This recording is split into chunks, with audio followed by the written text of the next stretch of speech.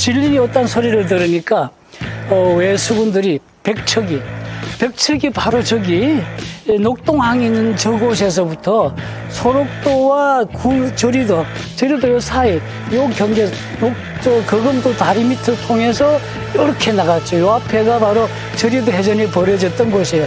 청관선이 보이는 이곳에서 이 해역에서 전투가 일어났어요. 전투가 끝나니까 100척 중에서 50척을 깨부셨거든요.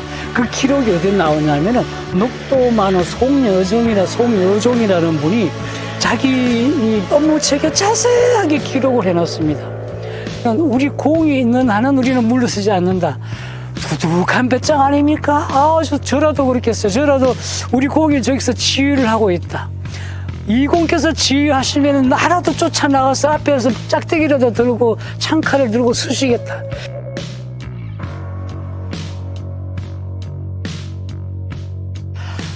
안녕하세요. 여기는 거금도, 옛날 이름으로는 저리도라 그러죠.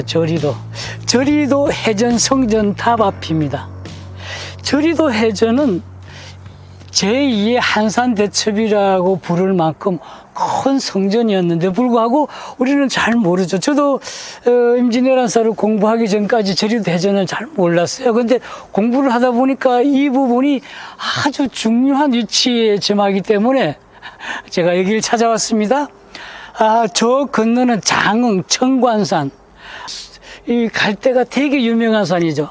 장흥에는 우리나라 수능 시험에 가장 많이 나오는 눈길, 이청준 작가의 눈길, 그 작가의 고향이 있고요. 장흥 반도가 쭉 내려오면 그 밑에 완도, 신지도 이렇게 쭉 나가잖아요. 이 옆으로 이쪽에 고흥 반도는 쭉 내려오면 고흥, 그 다음에 요 앞에 소록도, 여기 거금도, 요 다음에는 손죽도라는 조그마한 섬이 있습니다. 저리도는 옛날에요, 말 사육장이었대요. 제주도 다음으로 많은 말을 키웠는데 그 말을 왜 키웠겠어요? 우리 쓰려고? 아니에요. 명나라에 다 갖다 바치느라고 정해진 책봉량이 있어요. 그 양을 다 바치느라고 여기다가 그 말을 키우던 말 목장이 있었던 곳이에요. 그래서 사람이 그렇게 많이 살지 않았답니다. 최근에는 여기 기밀, 박치기왕 기밀 아시죠? 박정희 대통령이 기밀을 그렇게 좋아했대요. 기밀에게 자네 소원이 뭔가? 이분이 당당히 그럽니다. 내 고향에 전기를 빨리 넣어달라. 그래, 빨리 그래라. 그래서 이 거금도가 섬 중에서는 상당히 빨리 전기가 들어왔던 곳이기도 합니다. 여기 녹동항에서 제주도 갈 때 이 거금도 다리, 거금대교 밑을 지나갔는데 장관이었죠. 여기서 저는 제주도로 가곤 했었는데요. 이 고흥은 4개의 수군진이 있었던 곳이에요. 군사적으로 아주 요충지예요. 그래서 옛날부터 그 전에 얼모예란이라든지 손죽도 해변 같은 경우에 왜군들이 끊임없이 이쪽을 쳐들어왔어요. 선조도요, 전쟁 임난이 일어나기 전에 이수신이라든지 녹도만호, 정운 같은 명장들을 이쪽으로 파견한 것이 이쪽으로 왜군들이 쳐들어올 거라고 생각했던 거죠. 선조 기록에 나옵니다. 만약에 그런데 말이야, 왜군들이 전라도 쪽으로 안 가고 부산 쪽으로 가면 어떡하지? 이공께서는 고흥과 상당히 관계가 있어요. 36살 때죠. 36살 때 여기 발포만호로 부임을 합니다. 처음으로 항상 저 위에 여진족과 싸우다가 발포만호 수군에 처음으로 몸을 닿죠. 그래서 수군 진영과 수군의 행사, 수군의 병사를 다루는 법, 전투 방법들을 많이 배웁니다. 저는 이곳에서 명수군이 왜 참전했는가에 대해서 이공께서 진린과의 관계를 어떻게 결합해서 나갔는가, 한 번도 화합을 이루지 못했는데 이곳에서는 이공께서 어떻게 수군 진린 장군을 꼬셨는가, 그 말씀을 좀 드리려고 이 자리에 섰습니다. 아주 중요한 포인트가 여기 같아요. 1597년도 7월 16일 날 칠천장이 패전하자마자 조정은 총독 형계에게 사실을 전합니다. 우리 깨졌수 그랬더만은 형제가 깜짝 놀랍니다. 바로 명나라 조정에다가 연락해서 13일 만에 선발대가 도착을 해요. 와, 얼마나 빨라요. 형제는 그럽니다. 아, 왜군 세다. 왜 육군도 엄청나게 센데 수군까지 드디어 세구나. 정유재란이 일어났잖아요. 아, 얘들 드디어 독을 갈았구나. 얘들이 서해안 쪽으로 가서 산둥반도를 치고 바로 우리를 침범하겠구나. 침범하기 전에 우리가 여기서 막아야 된다. 13일 만에 왔다니까. 명나라 수군이 13일 만에 왔다니까. 명량대첩 이후에 제가 이공께서 저기 고군산 앞바다, 고군산 앞바다까지 피신했다잖아요. 제가 도망이라는 표현인데 도망은 아니고 피신을 했죠. 피신이 정확하게 맞습니다. 그때 이 300척의 외수군들은 아무래도 뭔가 이거 아니잖아. 우리가 왜 깨졌느냐. 그리고 나한테 다음 날부터 바로 이 섬성 곳곳으로 쫓아다니면서 조선 수군을 찾아다닙니다. 조선 수군은 쫙 고군산까지 쫓아갔는데 찾아다니면서 보이는 족족 백성들을 안도질을 합니다. 얼마나 열이 받았는지요. 겨울 내내 그러고 다닙니다. 이공은 겨우겨우 내려와서 목포 유달산 케이블카 앞에 거기에 고하도라는 아주 조그마한 섬이 있어요. 영산강 하구뚝에 딱 숨어있기 좋은 곳.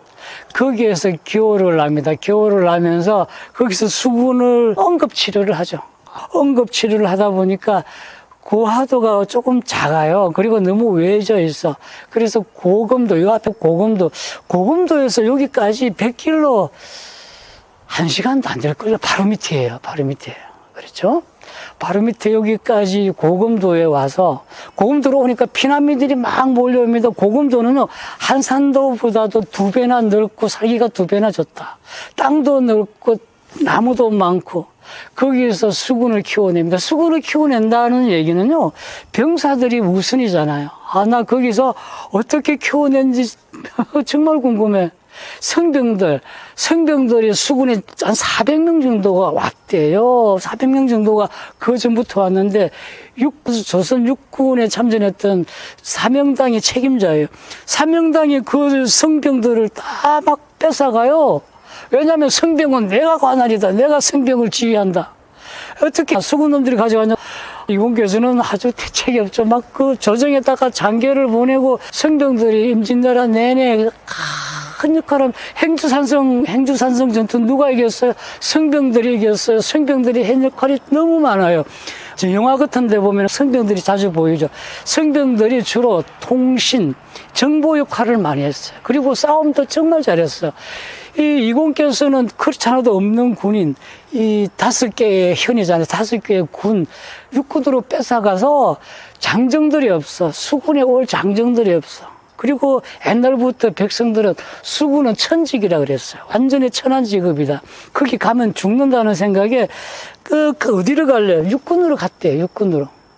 그러니까 일단 병사가 없어요. 병사가 4천, 5천 그러는데 유승룡의 그 징비록에 보면은 8천의 군사를 이끌고 50척, 60척의 선박을 만들어냈다 그러는데 그게 아니랍니다. 어디서 그런 판옥선 한 대에 한 200명씩 타는데 10척만 해도 2,000명이에요.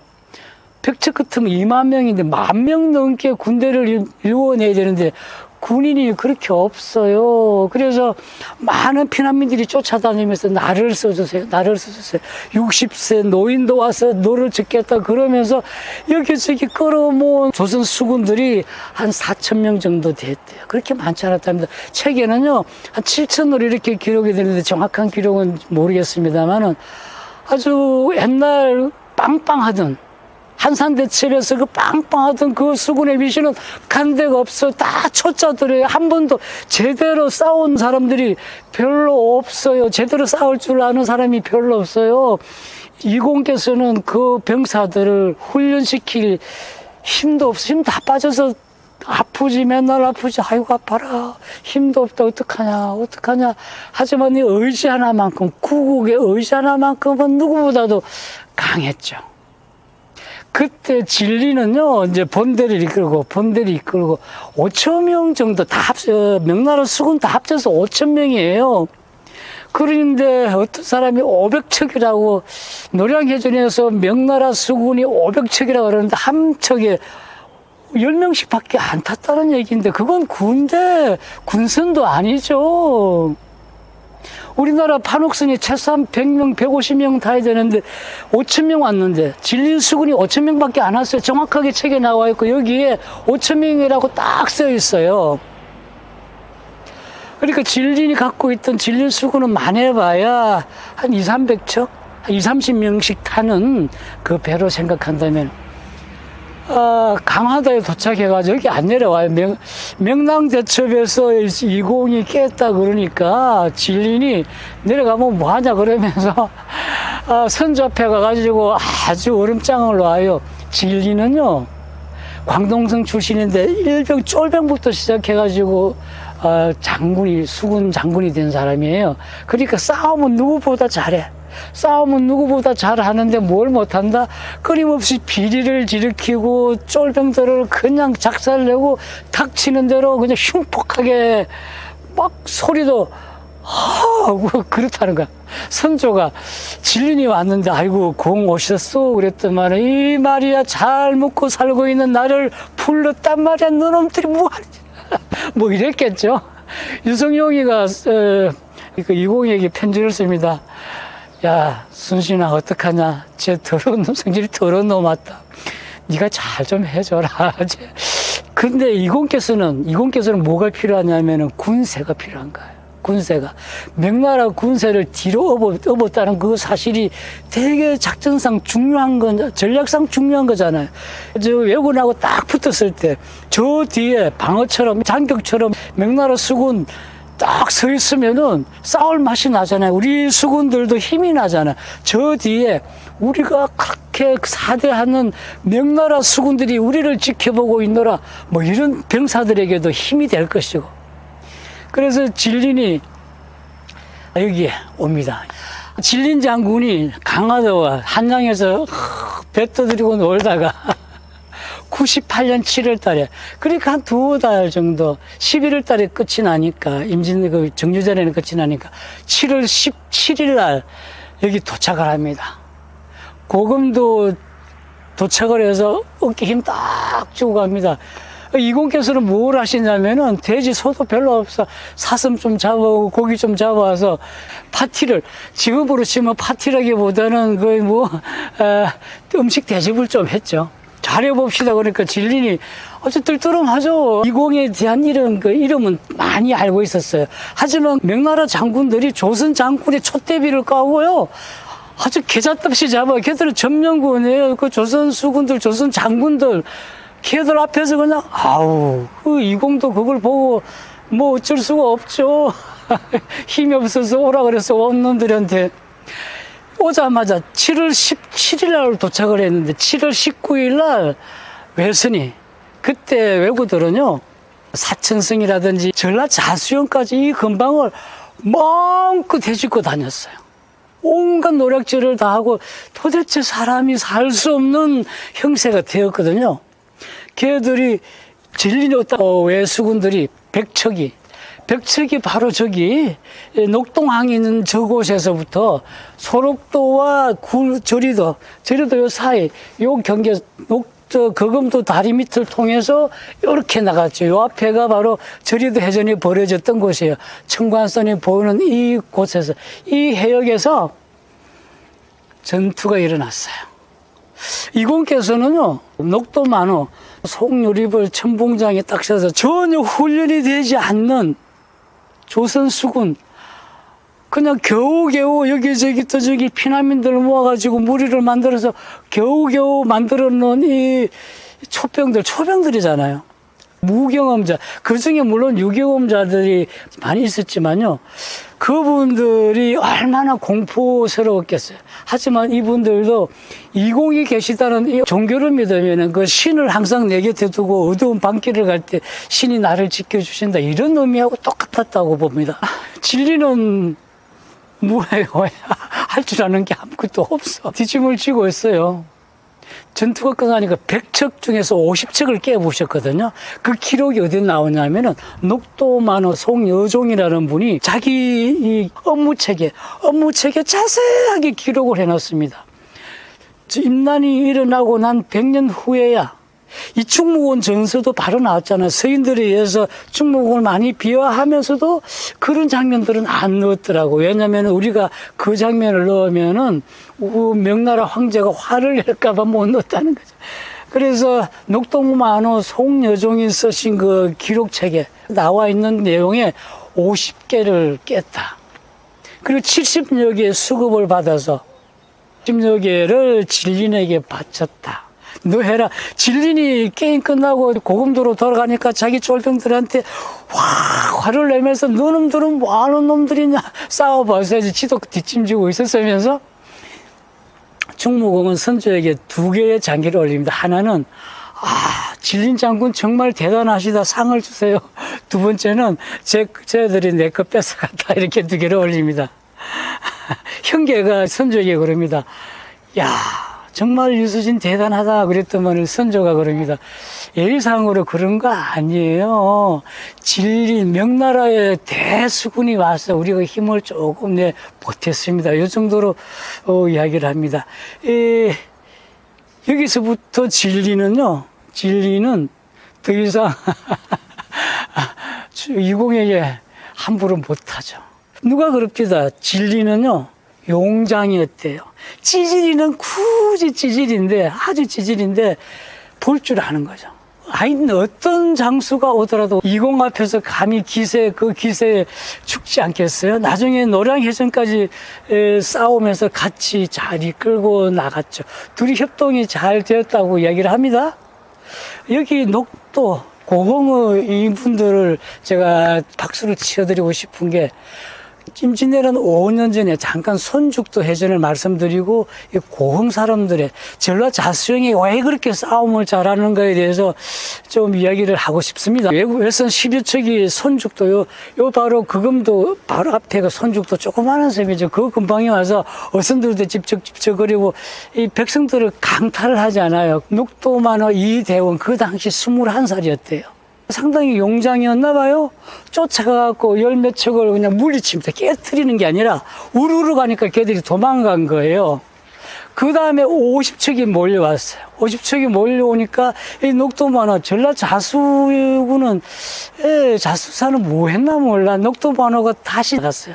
나가니까 걔들이 막 총을 쏘니까 여기에 있는 4개의 수군진들이 모여서 나갔죠.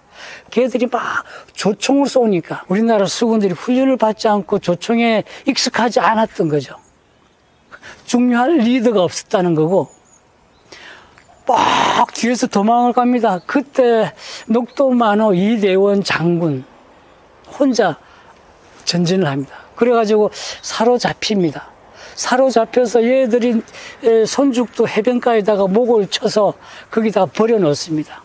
그 후에 이 녹도의 사군진 이 만호들이 얼마나 쪽팔려. 이대원 장군 21살밖에 안 되는 그 이대원 장군이 혼자 공격하고 있을 때 자기들이 뒤로 후퇴했다는 그 사실에, 그리고 그 병사들이 얼마나 창피해 못 견디겠는 거야. 정말로 피 튀게 노력하고 연습을 하고, 그때부터 외구만 보면은 덤벼들었답니다. 한산대첩의 주 세력이 누구예요? 전라자수병들이잖아. 전라자수병들의 전체 50%는 누구예요? 이 고흥반도를 지키고 있던 이 수군진들. 이분들 정말 대단하지 않나요?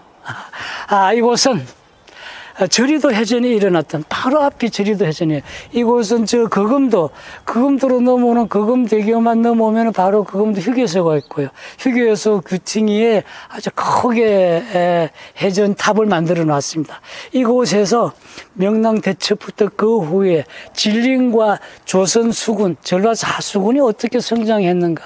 그리고 이대원 장군과 정원 장군, 녹동항 뒤에 사당을 지어놓고 지금도 배양을 하고 있습니다. 이분들이 계셨기 때문에 우리 조선이 이겨냈던 겁니다. 노량해전까지 갈 수 있는 계기를 저리도 해전.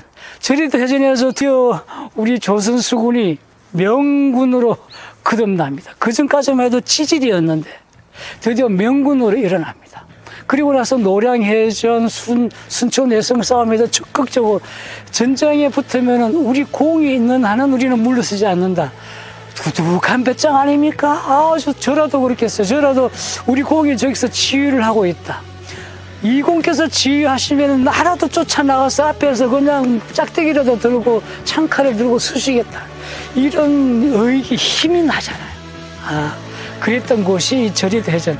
이곳은요, 명랑대책 후에 우리 수군들의 훈련장이었어요.